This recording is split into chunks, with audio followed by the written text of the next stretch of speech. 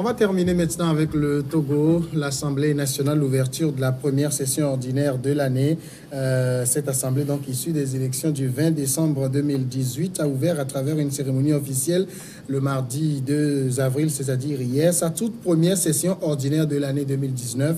Elle est présidée par Mme Yawa Tchegan, présidente donc de l'Assemblée nationale en présence du Premier ministre et des parlementaires des pays voisins, notamment du Gabon, du Ghana, de la Guinée, du Burkina et des représentants de l'Assemblée parlementaire ACPUE présent à Lomé. Mme Djigmondi a servi un discours où elle est également revenue donc, sur les réformes qui allaient être au menu des travaux de cette Assemblée. Mais ce qu'il faut dire quand même, Francisco Napokura, c'est que véritablement, c'est maintenant que l'Assemblée se met au travail. Oh, l'Assemblée se met au travail, je ne peux pas présentement le dire. Hein, ils ont fait leur entrée. Mais tout ce qui a été l'enthousiasme qui avait emballé les nouveaux députés, je crois que ça commence par s'effriter. Et beaucoup disaient notre premier acte, c'est de faire les réformes. Et on va pour faire les réformes, mais nous sommes là. Et ils font des choses plus extraordinaires qu'ordinaires. Et bien, beaucoup le disent. La dernière fois, l'ambassade des d'Allemagne a rappelé qu'il faut aller à l'urgence aux réformes. Même certains députés, on prête la voix un député qui est, je crois, Abbas Kaboua, et qui avait même dit que à partir de certains moments, qui aurait dit, parce que chose que à partir de certains moments, s'il n'y a pas les mesures pour commencer par faire les réformes, le risque de quitter, n'est-ce pas, l'hémicycle. Bon, voilà. Est-ce que cette assemblée pourra faire quelque chose? Parce que nous avons eu des assemblées. L'assemblée qu'on a eue ici dans ce pays, véritablement, c'était l'assemblée de 94 et dirigée par Daoukou Péré, et qui avait vraiment de la matière. Il y avait vraiment des gens teigneux qui étaient à l'intérieur. Le débat était bon. Bon, on va voir. Moi, j'aurais souhaité que notre Assemblée nationale, qu'on puisse mettre le débat sur les médias, qu'on puisse retransmettre, que ce soit en direct ou en différé, les débats à l'Assemblée pour qu'on sente, parce que ailleurs ça se voit, mais ici, par exemple, l'Assemblée qui venait de partir, on a eu des députés, et moi j'ai eu les députés de chez moi, Bassa, je ne sais pas s'ils ont une fois pris la parole au sein de l'hémicycle. Donc voilà, bref, c'est que nos assemblées aujourd'hui ça devient comme une cour de récréation. Justement, affirmer, les gens vont ce que dit Francisco est intéressant, c'est que beaucoup, en tout cas, de Togolais regardent l'Assemblée comme bon, c'est une institution. Ils ne savent pas que c'est la représentation nationale et que les débats sont publics. Les gens peuvent même aller assister à des débats. Les débats doivent être retransmis en direct, mais on a l'impression de quelque chose qui est en vase clos où 91 personnes se retrouvent entre elles pour faire leurs affaires. Oui, tout d'abord, c'est parce que les députés ne savent pas ce pourquoi ils sont élus. Oui, parce que ça c'est la culture démocratique, la culture même de la démocratie qui manque à ces députés. Emmanuel Macron fait quelque chose juste après son élection et après le vote de les élections législatives de juin. Tous les nouveaux députés ont eu certaines formations, un recyclage. On les a formés, on les a frottés à la chose législative et autres. Mais ici, est-ce que ça a été fait? Regardez par exemple, l'Assemblée qui est plus de 70% sont des nouveaux venus. 70 mais 80. 80% des nouveaux venus. Est-ce qu'ils maîtrisent la fonction législative? Est-ce qu'ils savent pourquoi ils ont été élus? Ou c'est parce que, bon, moi je représente un parti, ou moi je suis indépendant, je viens, je lève la main. Non.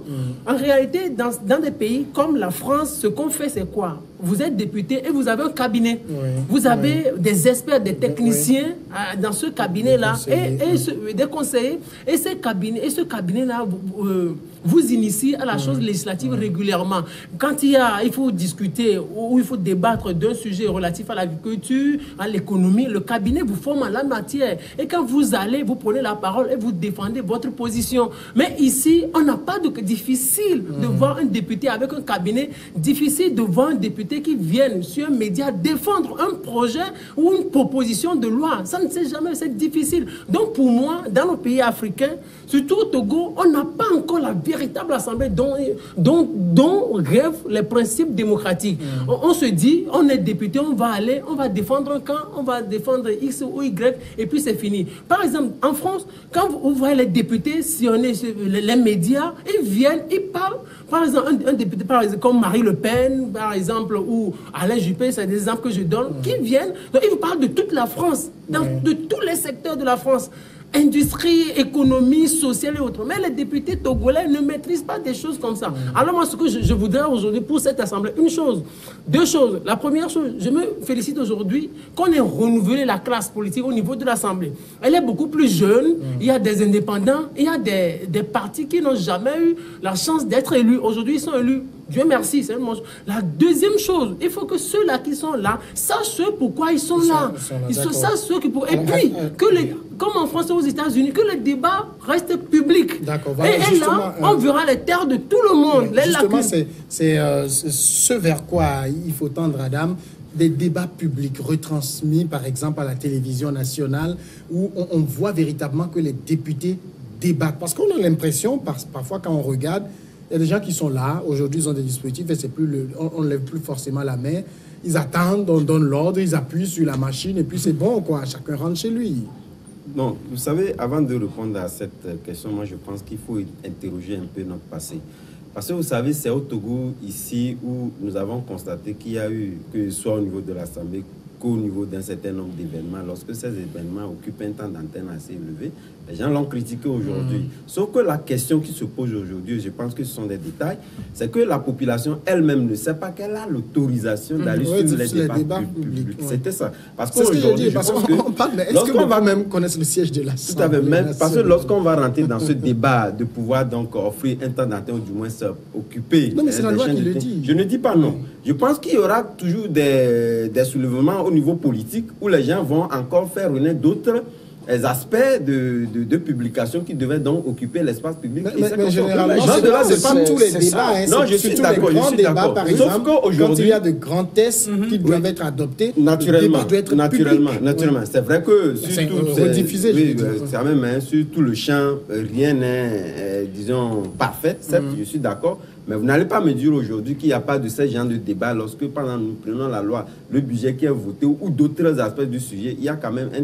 Bon, si même tout le débat n'est pas quand même publié, je pense qu'il y a une... Non, mais ça, c'est les travaux de reportage que vont faire les équipes. Oui, normalement, c'est en direct. Voilà, on doit pouvoir suivre le débat. Bon, de toutes les façons, même moi, ce que j'aimerais dire, c'est que sur la rentrée, fondamentalement, moi, j'analyse cette rentrée-là sur deux aspects, sur sa forme et puis sur le fond. Parce que les Togolais, c'est vrai que ces petits détails-là peuvent les intéresser. Mais ce qui est fondamental et qui devait être un peu abordé, c'est que tous les Togolais se temps, parce qu'ils l'ont dit, que ce soit au niveau du parti au pouvoir, que l'opposition, on a dit que... On a la question des réformes. Ces réformes... Oui, je vais venir à ça, mais moi, l'aspect même du Parlement m'intéresse beaucoup. Mais, oui, c'est dit, la visibilité même des travaux qui se font au Parlement, parce que moi, je suis toujours ébahi quand je regarde des chaînes internationales où vous voyez le Premier ministre qui vient, les ministres qui viennent, qui discutent, et il y a même des échanges parfois avec des députés. Et le président ivoirien tout récemment. On n'a pas ce spectacle-là chez nous. On a une assemblée qui est renfermée dans un bâtiment, aujourd'hui très grand, mais ça s'arrête là. Oui, et puis pire encore, le système de vote aujourd'hui, il faut appuyer sur un bouton. C'est comme la main levée. C'est-à-dire que quand personne n'a expertisé ce système-là, pour voir quand on appuie, est-ce qu'on est identifié, c'est moi qui ai voté, c'est moi qui n'ai pas voté contre. Parce que le vote doit être au bulletin secret. Non, ça, en fait, on n'a pas changé le vote.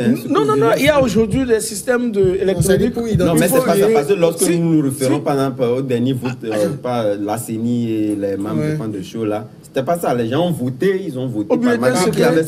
C'est pas les bulletins. En fait, ça ne substitue pas. Ah, mais mon ami, le vote à l'Assemblée, pour être responsable, ce vote doit être au bulletin secret. Oui, c'est ce que je dis. Maintenant, quand nous prenons ce que vous dites, prenez les assemblées de 94, après 94, celle de 2003, voilà, c'est 2002. Je ne sais plus. Bon, en fait, voilà. C'est 2003. Voilà, voilà. Et puis, voyons après ce qui est jusqu'à notre dernière... La 6e législature. Les Christophe Tchao qui étaient là-bas et autres. Ils interpellaient les ministres qui ne venaient pas. Oui. Moi, je ne sais pas si c'est ces gens qui sont là aujourd'hui, excusez-moi, que moi, Il y a eu quand même des ministres qui sont allés. Hein. Tout à fait. Oui, mais... J'ai vu le ministre de la Sécurité, attendez, j'ai vu le ministre de l'Enseignement. Sina Lawson n'y est jamais allé. Non, il s'est rattrapé par le passé. Elle s'est rattrapée où? Écoutez, même quand ils vont, quels sont les motifs? Quels sont les motifs que les députés donnent comme raison pour telle question? Mais ce n'est pas... Et puis, on sent une complaisance. Et maintenant, avec cette équipe-là que moi, je vois là-bas, où je ne sais pas qui peuvent interpeller dans ce gouvernement. Est-ce que c'est le ministre des Finances? En fait, ce n'est pas la personnalité qui interpelle. Écoutez, je pense que ce sont des situations formelles. Ce que je vous dis, les députés que nous avons dans nos contrées, c'est des gens qui sont là comme des gens qu'on remercie. Donc, en fait, ils ne sont pas élus. Ils sont redevables à leur parti. Ils sont redevables à leur parti. Ils ne sont pas élus. On leur donne, bon, vous aussi, prenez, allez rester là-bas, bon, calmez-vous. Et il s'en va, il se calme. Parce que si tu ne fais pas bien, ton suppléant, là, on te fait pression et tu pars. Donc, voilà ce que nous avons aujourd'hui, qui ne sera que une chambre d'enregistrement. Moi, je ne sais pas, moi, je ne m'attends pas à une magie de réforme de la part de cette assemblée que nous avons. Moi, j'insiste sur la culture, l'éducation. Il faut qu'ils sachent pourquoi ils sont là. Et puis, il faut que les députés sachent on leur a dit qu'ils sont là, par exemple, pour le vote des lois. Et, mais on ne sait pas il y a deux rôles. Ce n'est pas quelque chose qu'on doit le contrôle de l'action dire. publique et le vote des lois. Donc, ça s'arrête là. Les lois arrivent, on lève la main, on vote. Bon, on peut interpeller un ministre qui va venir vous dire qu'on a détourné l'argent pour acheter du matériel, ou bien que la route sera finie telle date. Et après, il n'y a plus rien, puis les députés ne font plus rien. Et ça va pourquoi ils sont là. Attendez, même il y a, par exemple, qu'on ne le veuille pas, c'est l'Assemblée là, qu'on n'aime pas, par exemple, à Abbas Kaboua, dans cette assemblée, il y a des ministres qui vont refuser de venir. Ou bien ils vont aller négocier la nuit pour qu'on ne les pique pas. Parce que lui, bon, bien sûr qu'il est dans les rangs, mais il lui arrive de dévier. Oui, l'aspect là est intéressant. Parce que vous voyez sous d'autres cieux, par exemple, je prends la France, vous voyez un député, par exemple, de la République en marche, qui peut interpeller un ministre de la République en marche, qui dit, le député le charge de questions. Vous n'allez même pas imaginer qu'ils sont du même camp. Mais ici, on a l'impression d'avoir, excusez-moi le mot, des députés godillots. Oui, bien sûr. Parce que la discipline parlementaire est tellement ancrée dans nos esprits en Afrique. Regardez, j'ai cité tout à l'heure l'exemple de la loi Macron en France. C'est le gouvernement qui a la majorité à l'Assemblée nationale. Et c'est cette majorité qui a dit non à cette loi Macron. Vous imaginez cette majorité qui a dit non à la loi Macron, loi Hollande. On va vous rappeler qu'en 2014, c'est la même... le problème, c'est que... le projet de loi de révision. Le problème, c'est qu'il faut une nouvelle culture. Il faut éduquer, que les députés sachent pourquoi ils sont allés là-bas. Sinon, ils vont être trop disciplinés. Et qu'ils sachent qui sont élus et les ministres sont nommés. Ça peut-être beaucoup l'ignorent. Aucun ministre n'est supérieur à un député. C'est un élu du peuple et le ministre, ce n'est qu'un nommé comme il. Ça va nous faire confidence. L'Assemblée qui est partie, quand ils ont commencé, leur indemnité n'était pas versée. Mais les députés ont négocié au niveau des médias de parler de ça pour qu'on puisse les payer et rapidement. Regardez, les députés, un député qui va aller au village, parce que regardez, laissez nos députés du Sud. D'abord, ils ont la possibilité de leur milieu, ils sont dans le groupe parlementaire, même d'autres même sont dans, ont 3-4 groupes où ils sont dedans, alors que beaucoup du Nord ne sont dans, ou bien pas du Nord, bon, ceux qui sont influents sont dans 3-4, alors que d'autres ne sont dans aucun groupe, parce que même leur niveau, même leur niveau ne le permet pas. Est-ce que vous voyez? Et aussi, dans leur localité, le ministre ne veut pas que le député là soit plus un peu aisé pour pouvoir être aussi quelqu'un qui reçoit des gens à la maison chez lui. Donc pour que le député... Il y a tout cela. Oui, oui, donc le député au village doit se lever le matin pour aller rester chez le ministre pour recevoir les audiences, c'est-à-dire que les gens qui vont venir visiter le ministre, c'est ce qu'ils font au village. Et en plus, pour qu'un député voyage, je parle des assemblées où on a des gens qui étaient, on a vu, c'est des figures qui avaient quand même un minimum de revenus avant d'aller à l'assemblée. Maintenant, vous allez voir des députés, avant de voyager, je vous assure, ils vont demander le carburant avant de voyager. Donc, chez, par exemple, certains ministres et les directeurs de services avant de voyager. Ouais. Et lorsqu'il achète un véhicule pour le début de sa législature, 5 ans après, c'est fini, il devient zéro, il n'a même pas l'argent pour louer même une chambre. Donc c'est le type de député que nous avons. Il faut que les députés comprennent aussi que si on fait je ne sais pas, les pouvoirs, c'est un pouvoir le Parlement. C'est un grand pouvoir. Oui. C'est un grand pouvoir. Il ne doit pas se comporter comme des boys, parfois même du gouvernement, non. Ils peuvent même interpeller le Premier ministre et le charger de questions parce qu'eux, ils peuvent lui retirer la confiance. La confiance. On a déjà eu le cas au Togo, je pense, avec Adoboli. Oui, mais vous savez, je pense que ces considérations, c'est vrai que par le passé, ça existait. Mais par exemple, aujourd'hui, lorsque on pense que cette assemblée est considérée comme étant une prime aux fidèles et aux bons élèves, moi, je ne suis pas d'accord. Ce sont des gens qui sont élus.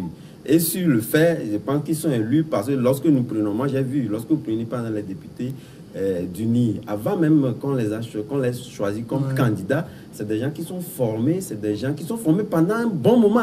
Donc, ils sont avertis sur ce qui les attend au niveau de l'hémicycle. Lorsque vous prenez même les indépendants, vous allez constater qu'au niveau de leur siège, il y a eu un bon moment de culture où on inclut un certain nombre de savoirs à ces députés. Donc, les prend comme c'était des gens naïfs, on a appris quand même dans un champ où on vient de... Je pense que ce n'est pas le cas aujourd'hui. Il faudrait quand même que le discours change. Il faudrait que le discours change. Lorsque vous prenez les carburants, ce sont les gens qui ont des dotations aujourd'hui de carburant. C'est des gens où on a... Non, c'est insuffisant, mais quand même, avant que vous-même, vous ne vous positionnez comme candidat, quand même, il y a un certain nombre d'actes. Parce que je pense que ce sont des détails sur lesquels... On sera les premiers à critiquer aussi. Non, tout à fait. Mais quand même, revenant, parce que c'est une question très important que j'aimerais aborder. Je pense que c'est chez nous-mêmes les journalistes, où on a indiqué sur plusieurs chaînes en disant que le député n'est pas forcément celui-là qui est le lettré de la capitale, qu'il faut quand même puiser au niveau de la base, même un cultivateur, celui-ci, lorsqu'il a quand même des aspirations pour qu'on peut le prendre. Mais aujourd'hui, c'est nous-mêmes encore qui critiquons le fait que ces gens-là ne sont pas en fait, peut-être la différence, c'est que par exemple, quand vous prenez l'Assemblée malienne, moi, je ne suis jamais là, mais ceux qui m'ont raconté, c'est que vous avez par exemple des paysans, des agriculteurs qui sont nantis, qui viennent, qui ne connaissent rien, mais qui s'entourent. Qui s'entourent. Il y a un cabinet. Oui, par exemple, ça aussi, parce que les modèles que nous avions vus, ce sont les modèles d'UNI. UNI a incité d'abord que vous ayez un cabinet, que vous ayez des assistants. Cela, quand même, décongestionne un peu l'environnement de l'emploi au pays. Et les gens l'ont commencé. Si c'est vraiment d'autres bons ne l'ont pas fait, je pense qu'on ne peut pas systématiser la chose en disant que ce n'est pas fait. Je pense que nous sommes dans un apprentissage progressif et que ça arrivera de toutes les façons. Mais lorsqu'on importe un peu les modèles français, ces consorts, qu'on veut nous les imprimer, nous avons dit tout à l'heure qu'après 50 ans, il faudrait quand même qu'on remodèle, qu'on puisse quand même adapter nos tests à nos situations réelles. Donc, je pense qu'il faudrait que la question des débats qui doivent être médiatisés, c'est pas l'importation de modèles. Même que l'Assemblée doit avoir une équipe de médias filmés. C'est une démocratie représentative. Je vais vous faire une confidence. Par exemple, lors de la législature dernière, il y avait quand même un confrère qui a essayé de faire la chose aujourd'hui parce qu'il y a qu'au Togo où nous n'avons pas de journalistes parlementaires. Il a confessé quelque chose, mais c'est parce que Dama Damani n'y est pas adhéré au projet que ça n'a pas pris. Je pense que ça a été renouvelé avec Madame Tchegan, qui est très pour. Moi, je fais partie du bureau de ces gens-là, qui est très pour et qui veut vraiment qu'on instaure. Parce que vous allez voir, vous allez par exemple au Congo-Brazzaville, par exemple, il y a même une radio, une chaîne radio qui est au sein même de l'Assemblée. Je pense progressivement. C'est des choses comme ça que je dis. Oui, donc c'est en train d'être venu. Mais ça dépend de la tête. Lorsque la tête, souvent, n'est pas tout à fait favorable à ces gens de situation, ça ne marche pas. Je fais une petite parenthèse. Il a parlé des députés d'UNIR qui ont suivi des formations. Mais après, Mais regardez tous les ténors, plus de 14, qui ont laissé leur siège, qui ne siègent pas, qui ont laissé leurs suppléants. Et quand vous voyez les suppléants, leur background, vous sentez que ce n'est pas... Ils étaient 17, oui. 16 de unis, un de bâtir. Voilà, quand vous voyez, ils n'ont pas... Je dis qu'ils n'ont pas l'étoffe nécessaire pour assumer et faire un débat. Non, on ne les a pas encore suivis. Attendez, peut-être ils ont suivi, ils ont suivi cette formation. La preuve, c'est pas des gens qu'on a chargés. Il y avait des profils bien indiqués. Pendant les députés unis, par exemple, il y avait un profil et des indicateurs bien précis. La preuve, c'est maintenant qu'on est en train de les former pour le PND, le Programme national de développement qui a démarré. Oui, c'est maintenant. Non, mais ils doivent être députés. C'est pas maintenant qu'on doit les former. Non, mais je pense que ils sont bien en retard. Même les anciens, les gens sont formés. On n'a pas seulement formé que les têtes de liste. Oui, non, mais les têtes de liste. Les têtes de liste, beaucoup sont de bons, c'est-à-dire des intellectuels. Mais il y a encore pas de différence entre les postes qu'ils occupent avec ceux qui. Oui, mais pourquoi ils sont allés? Il y a d'autres personnes. C'est pour quand même remplir les rangs. Non, d'accord, dans le pays, ça existe. Par rapport aux suppléants. Pour avoir. Poser une question. Par rapport aux suppléants, mais je pense naturellement qu'ils devraient avoir suivi cette formation. Maintenant, moi, il reste quelques minutes et je sais que les gens nous attendent sur le sujet parce que les gens aiment beaucoup la question des réformes. Madame Tchegan l'a dit, je vais retrouver la partie sur ma feuille. Madame Djigbondi Tchegan Yawa a indiqué que cette session annonce la mise en œuvre des réformes politiques attendues par tous les Togolais qui constituent des réponses tangibles à la volonté de l'exécutif de consolider la démocratie. C'est le grand dossier. C'est le grand dossier. Moi, il faut qu'on fasse ces réformes-là dans ce mois-ci. Et puis qu'on tourne dans ce mois-ci, avril. Et qu'on tourne définitivement cette page-là. Et puis on boucle ça et puis on passe à autre chose. Mais par rapport aux réformes, moi, je ne voudrais pas qu'on s'arrête là à ce que l'expert là aurait proposé à 3 articles. Non, regardez comment les Togolais ont souffert depuis 2006 jusqu'à maintenant. On ne va pas faire tout ça là pour 3 articles. Moi, je voudrais qu'on aille aux réformes en profondeur. Oui, mais là, le problème qui va se poser, c'est que si le pouvoir commence par dire, bon, je veux faire des réformes en profondeur, une opposition que vous connaissez va se saisir de ça et dire non, il veut dénaturer l'esprit de ce qu'on a obtenu. Non, moi je pense que c'est le pouvoir aujourd'hui C'est vrai que la question de réforme est un fonds de commerce pour beaucoup de personnes aussi. Bien évidemment. Moi, je voudrais le diable dans les détails. Et je voudrais que le pouvoir profite de ce temps-là d'accalmie pour faire les réformes et qu'on passe à autre chose. Parce que pendant longtemps, ceux-là dont vous parlez, dont je tais les noms aujourd'hui, mais ont eu tout ce temps-là, mais ils n'ont pu rien faire. Ils avaient eu plusieurs occasions en 2014, 2017, même avec l'avant-projet de loi. Ils n'ont pu rien faire avec ça. Moi, je pense qu'on puisse donner aujourd'hui la chance à cette nouvelle assemblée-là de faire les réformes-là. Et je voudrais, et puis, 2 petites choses. Je voudrais qu'on fasse les réformes-là et peut-être on peut modifier un peu le régime, qu'on limite le mandat et autres choses. Et aussi, après cela, il y a des articles dans la Constitution qui ne sont toujours pas mis en œuvre. Par exemple, le fait que le chef de l'État se positionne chaque année devant l'Assemblée, devant les élus. 74. Oui, pour faire le discours sur l'État de la nation. On n'a jamais fait ça. On peut le faire cette année. La deuxième chose, quand on dit déclaration des biens, il faut qu'on commence par ça. On peut mettre ça en application. Alors voilà, Francisco, voici le Parlement des réformes, c'est ça? Oh, moi, je dis, la seule personne, je le disais depuis, qui peut faire les réformes, c'est le chef de l'État, Faure Gnassingbé. Écoutez, ce serait juste par sa responsabilité. Parce que plusieurs fois, avec toutes les commissions qui ont été créées, CPDC et CVJR, et HCRUN, tout ça, là, c'est-à-dire qu'on change seulement les noms, et finalement, tout se dépose. On dépose sur cette table.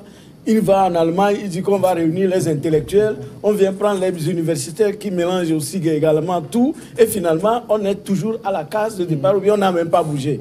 Le maître Yaovi Agboibo avait proposé quelque chose d'intéressant, qui a dit qu'il suffisait que le chef de l'État prenne un bic, ça ne va rien coûter à la nation.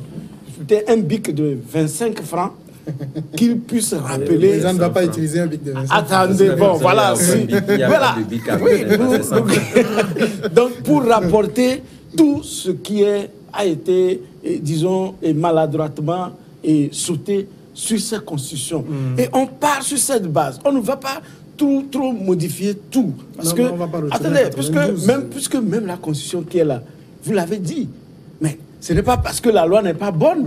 La loi est bonne, mais les gens n'arrivent pas à respecter. Par exemple, la déclaration des biens. On a forcé les gens de l'OTR à déclarer leurs biens. Même ceux qui poussaient, même le ministre, des finances n'a pas déclaré, c'est bien, le président de la République, le président et tous, ils n'ont pas déclaré. Mais la loi est bonne. Regardez, c'est la volonté. S'il y a la volonté de respecter ces lois, je pense, même celles qui existent là maintenant, et qu'on laisse, par exemple, le jeu politique se dérouler normalement, l'offre politique, que chacun puisse donner ce qu'il peut pour ce pays, on serait loin de ce que nous sommes. Alors, Adam, vous croyez que ce Parlement va faire ce miracle? Vous savez, moi, je vais rebondir d'abord sur le test. De toute façon, il n'a pas le choix, hein, le Parlement. Non, bon, il n'a pas le choix au vu des discours que les uns et les autres ont prononcés avant cette rentrée parlementaire. Je pense que les Togolais les y attendent. C'est vrai que on a toujours dit que les promesses n'engagent que ceux qui les croient. Certes, mais au-delà de tout, je pense que sur cette question-là, on n'a pas de choix. Les Togolais sont braqués, donc les visas, les regards sont braqués sur cette assemblée-là, puisqu'il y avait certaines tendances qui avaient dit que dès la rentrée, c'est le premier sujet qui va être abordé. C'est vrai, même si aujourd'hui les discours tendent à être écartés par rapport à cette option-là qui avait été avancée, parce que lorsque vous suivez un peu le regard, ou du moins c'est l'interview accordée par la présidente, ce n'était pas forcément la question qui devait être mise sur la table dès la rentrée. Même moi, j'aimerais rebondir forcément sur la question du test proposé par l'expert constitutionnaliste. Je pense que c'est un test qui n'est pas un test impersonnel, ou du moins un test qui avait pris en compte un peu les aspirations aussi bien de l'opposition que de la mouvance présidentielle. Et je pense qu'on ne pouvait pas confectionner un test qui puisse satisfaire aujourd'hui à un camp ou à l'autre. Je pense que les Togolais, lorsque nous disons que ce n'est pas sur les 3 points sur lesquels seulement on devait donc opérer les réformes, parce que tous les partis... tous les partis savent que les réformes devaient être donc opérées en profondeur, d'autres champs devaient être pris en compte. Mais la question qui préoccupe aujourd'hui les Togolais fondamentalement, c'est sur ces 3 points-là. Voilà pourquoi on a essayé de faire comprendre que voilà, c'était les questions qui intéressaient les Togolais. Mais au-delà de tout, il y a d'autres réformes qui vont suivre. Mais aujourd'hui, sur ce point-là, je pense que ce test-là ne doit plus être un sujet à polémique. Je pense qu'il faut aller au concret et puis qu'on ferme la page Il y a quand même une question et qu'on puisse donc passer à autre chose. Je me pose tout le temps, je ne sais pas si je vais la poser, le temps est très court. Entre réforme économique et réforme constitutionnelle, laquelle devait intéresser normalement le plus? Il n'y a pas de réforme économique qui marche sans réforme constitutionnelle. Non, tout marche. Parce que quand vous voyez, la prochaine fois, je vais vous laisser, quand vous voyez les rapports même du gouvernement, qu'est-ce qui fait que tous les projets ne marchent pas? C'est lié aux réformes, et aux réformes politiques et économiques. Merci. Francisco Napokoura, Firmin Kouagbo, merci, et Adam Adjonou, merci à vous aussi. Merci à vous tous de nous avoir suivis. On est encore ensemble demain.